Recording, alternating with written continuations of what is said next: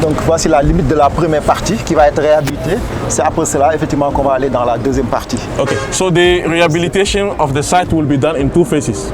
The first phase will go all the way till here while they continue to dump on the other side, and the second phase will start when they have an alternative way of managing waste.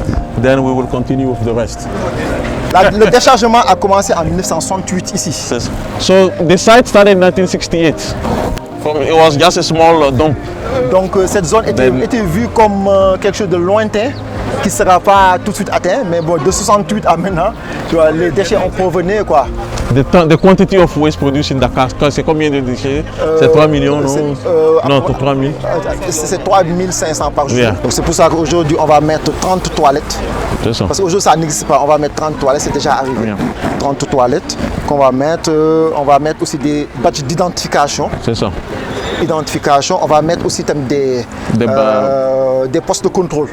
Parce qu'aujourd'hui, il y a plusieurs accès, 7 accès. Il y a un accès ici, après il y a des accès secondaires. Donc on va mettre des postes de contrôle avec des badges pour que chaque personne qui entre puisse être identifiée. On va mettre aussi des lampadaires sur toute la piste.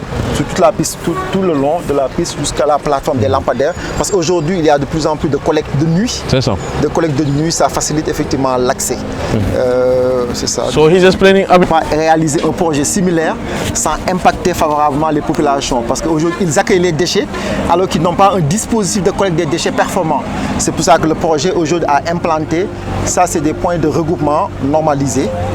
14 qui sont implantés autour de la décharge pour pouvoir capter les déchets.